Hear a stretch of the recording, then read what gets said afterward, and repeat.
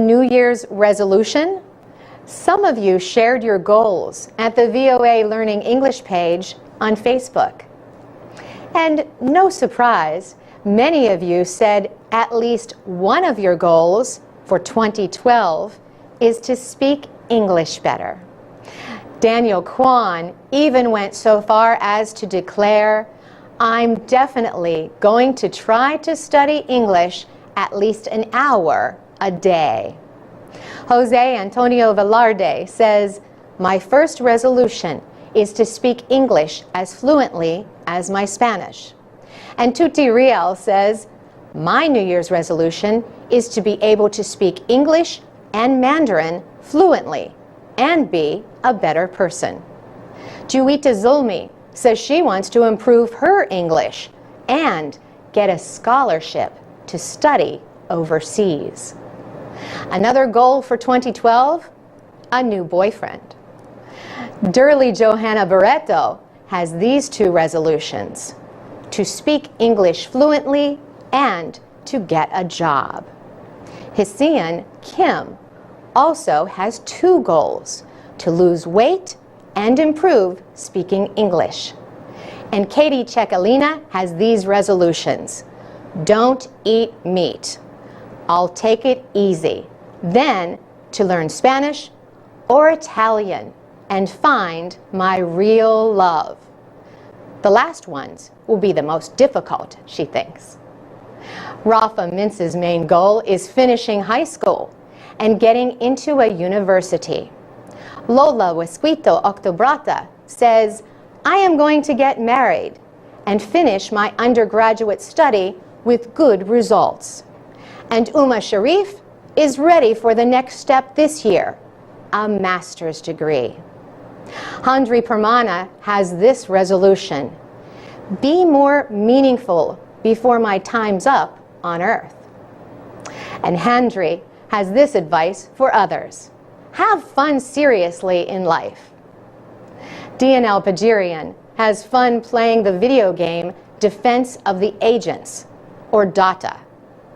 DNL says, "My New Year's resolution is I want to spend more time on my studying than playing Dota." Refki Aditya's resolution is to not be lazy about studying anymore. And Noor Chenifa says, "I want to be the best in my national examinations, to be a braver girl, and to take a scholarship abroad."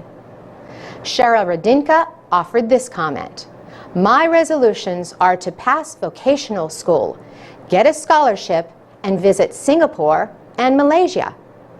And Sita Adyuda is thinking of Australia in 2012.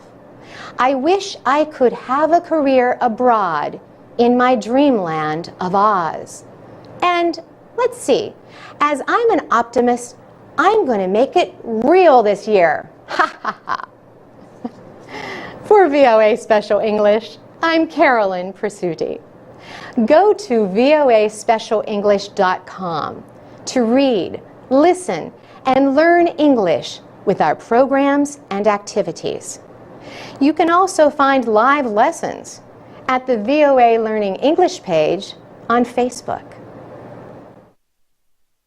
I'm Alex Villarreal with the VOA Special English Education Report. Most American schools have boys and girls in the same classroom, but a public high school in the small rural town of Boonesboro, Maryland, offers a special program. Top students in the 9th and 10th grades can attend single-sex classes for math, science, English, and social studies. The aim is to help teenagers keep their mind on their work by keeping males and females apart.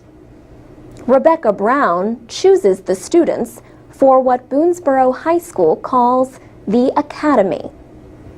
She says, "What we really want to do is take that top group of kids and take them to the very highest level they can achieve here, so that they're prepared for college. Placement in the academy is voluntary. Students are invited after middle school. They need good grades, high test scores, and strong teacher recommendations. They also need to be involved in activities. Almost 350 students have taken part in the academy. It began as an experiment in 2004. Michael Baer has been at Boonesboro High for 20 years and directs the academy. His 9th grade English class for boys centers on books that he believes boys find interesting. One of those books, for example, is The Call of the Wild by Jack London. This classic story tells of a dog stolen from his home and sold to work as a sled dog during Canada's Klondike Gold Rush. On this day, the students are working in small groups. 2 students explain why they are drawing pictures that relate to the story. Drawing helps them visualize the setting of the story and gets them to think more about the important events of the story. Morgan Van Fleet is a senior at Boonesboro High. She likes being in the academy. She says boys and girls act differently when they are together in a classroom. She says it is easier to focus on the lesson and the homework in a single-sex class. There is one activity that girls and boys in the academy do together. At the end of the day, many of them stay and help tutor students who are having trouble in school. For VOA Special English, I'm Alex Villarreal. Tell us what you think about single-sex classes. You can comment on our website, voaspecialenglish.com. You can also find transcripts and MP3s of our programs. And you can find us on Facebook and Twitter at VOA Learning English. This is the VOA Special English Education Report. Outdoors in the open air seems like a natural place to study natural science. It also makes sense in a place like Southern California, where people like to be outside a lot. Now, the Natural History Museum of Los Angeles County is working to bring the indoors to the outdoors for its visitors. The museum has redesigned an outdoor space into a living exhibit. This is a big change for the 1.5 hectare area. It used to include a parking lot. Now, instead of cars, it welcomes birds, butterflies, and other living things. Scientists who work at the museum come outside to describe plants and insects in the natural setting of this outdoor laboratory. Greg Pauly specializes in studying turtles, like the western pond turtle. He tells the students how development has changed its natural habitat. He says these turtles are happiest around small bodies of water that grow and shrink with the seasons. He tells the students that 150 years ago, before there were very many people in the area, all the streams were just seasonal streams. And the western pond turtle loved that habitat, he says, and with people, we have changed the habitat. Today, he says, there is a lot more permanent water, like a pond at the Natural History Museum itself. And he says the changing habitat is one reason why western pond turtles are shrinking in number. In addition to science lessons, the open-air exhibit can provide contact with nature in a way that some city children rarely get. Landscape architect Mia Lehrer says children can get real-life answers to questions they may be wondering about. For instance, she says some children do not know that ketchup comes from tomatoes, and they can see what strawberry plants look like to know that strawberries do not just come from a container in the store. Only parts of the new outdoor campus are open now, but Karen Wise says more changes are coming. Ms. Wise is the museum's vice president for education and exhibits. She says, now we are opening up the whole museum, making it an indoor-outdoor experience so that our visitors can be a part of the experience. The work is expected to be completed by June of 2013. Next year is the museum's 100th anniversary. For VOA Special English, I'm Alex Villarreal. You can read, listen, and learn English with more education stories at voaspecialenglish.com. You can also find a video about the new outdoor exhibit at the Natural History Museum of Los Angeles County. This is the VOA Special English Education Report. The Pine Ridge Indian Reservation in the American state of South Dakota is home to the Oglala Sioux tribe. It's also where Nikki Olette is in her first year as the journalism teacher at Little Wound High School. Miss Olette teaches the 12 students on the school newspaper, the Mustang News. She helps them choose story ideas if they need help. She says, sometimes, if we're getting stuck, I'll kind of guide them along. But especially lately, they've been the one picking the articles. One student wanted to write her own column, comparing the weather to different parts of her own life. Another student wanted to start writing some song reviews. So now every 2 weeks, she picks out a couple of songs and writes a review about them. The reporters also cover news like a recent flood at the school caused by a broken water pipe. Yet the real story here is that Nikki Olette is the school's first journalism teacher in years. The Mustang News had stopped publishing, but now, not only is it back, copies are included every other week in the Lakota Country Times, a local newspaper. This way, school news reaches parents and other people in the community.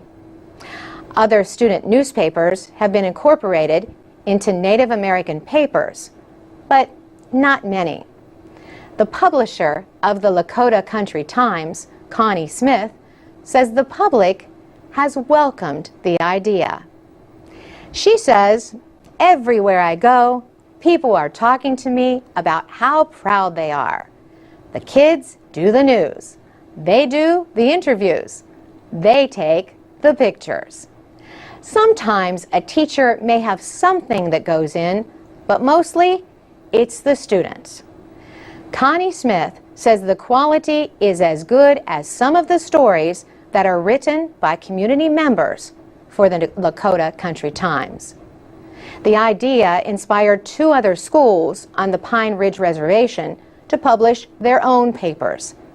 They take turns being included in the Times. Brooke Chase Alone works on the Mustang News at Little Wound High School. She says her favorite story so far has been covering the history of the annual Bigfoot ride. This is a 2-week trail ride from the Standing Rock Reservation to Wounded Knee. Wounded Knee was where government soldiers killed more than 200 Sioux in 1890.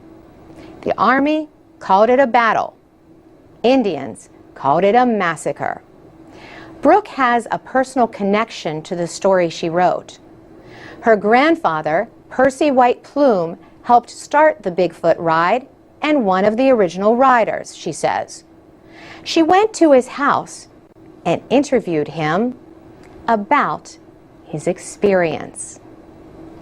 For VOA Special English, I'm Carolyn Presutti.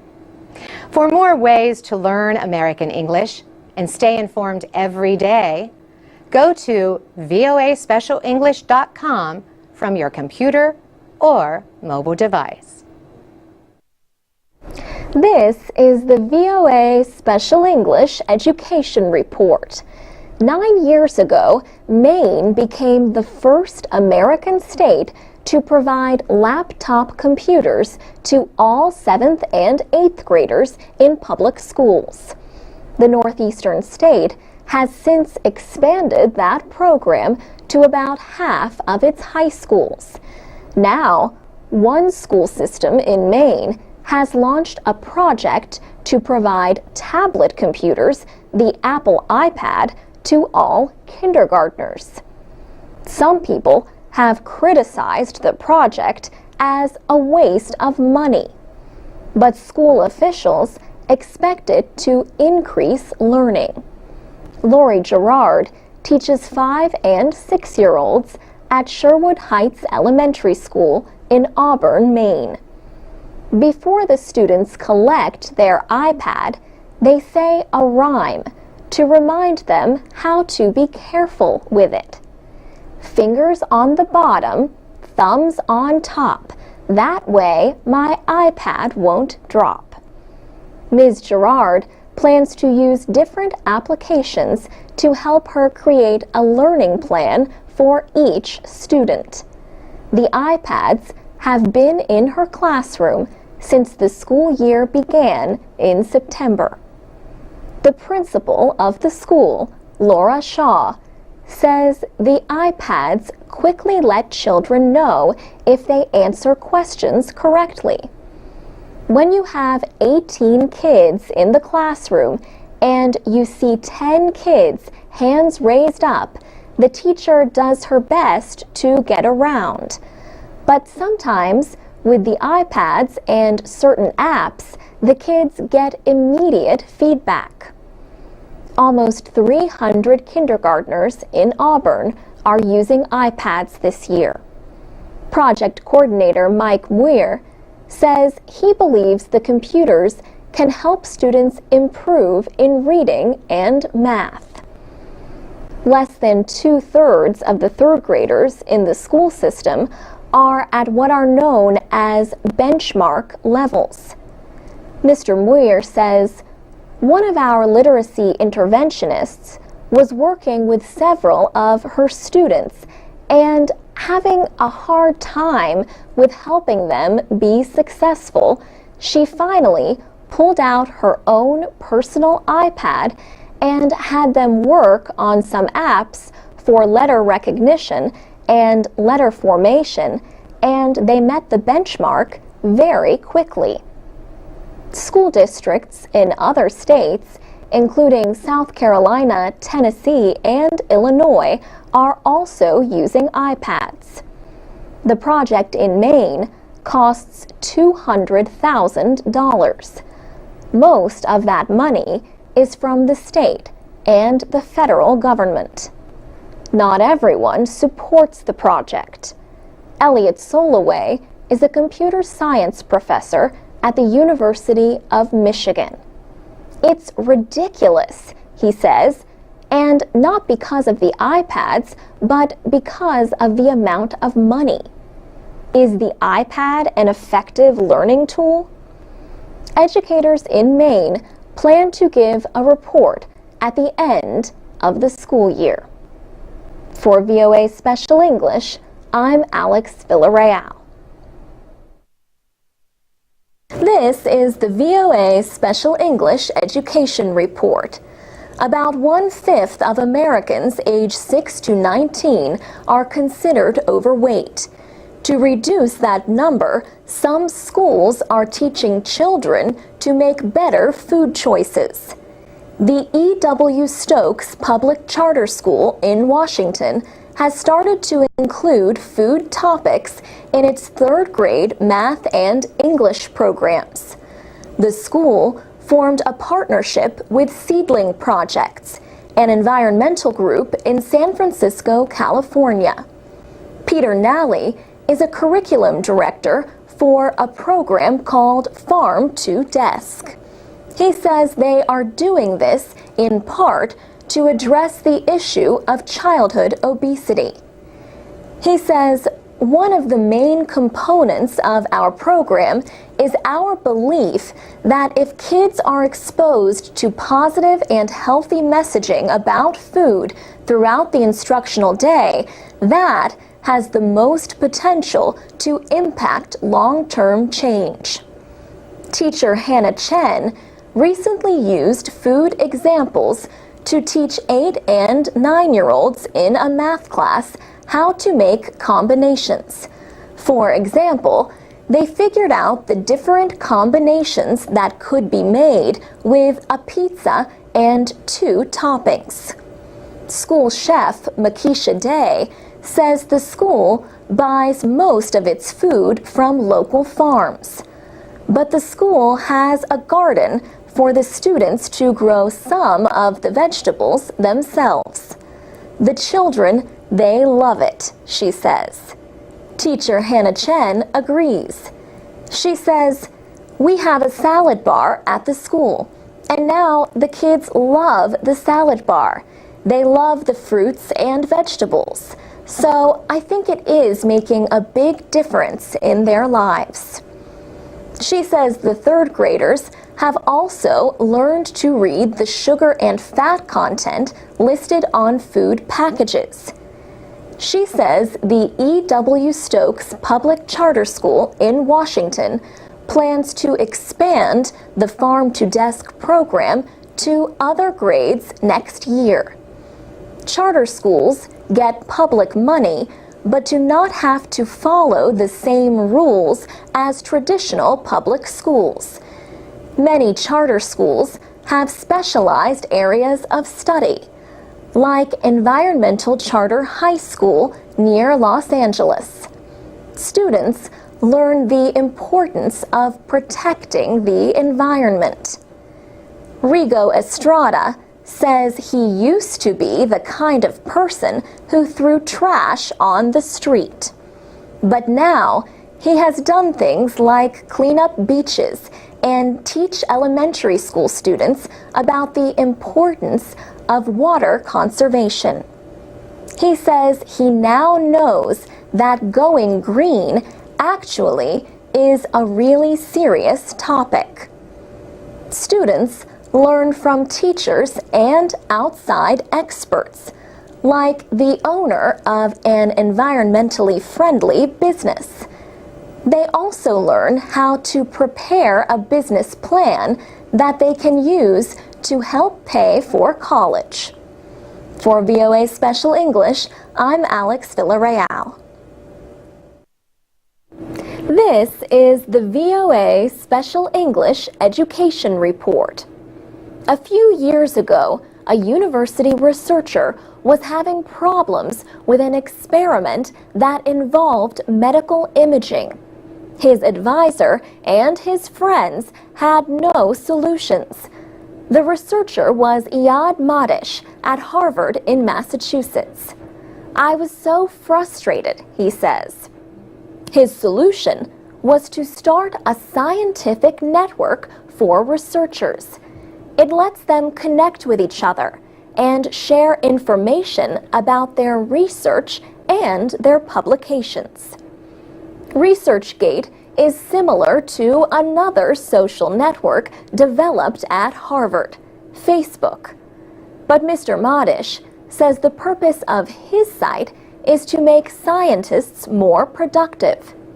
He says his goal is to win a Nobel Prize. If we think that ResearchGate will accelerate research in all the different fields, it will change the speed of science significantly in the future. So I definitely do believe that ResearchGate could win the Nobel Prize for that one day. Mr. Modish received the support of investors, including a former Facebook executive and the same investment group that put money into Twitter. So far, 900,000 people have signed up as members of ResearchGate. One of those users is Caroline Moore Cokeless at Boston University. Her profile page shows her picture and her specialty, neuroscience. It also lists her doctoral advisor and the work she has published. She can follow other researchers and click on to group pages that discuss different subjects.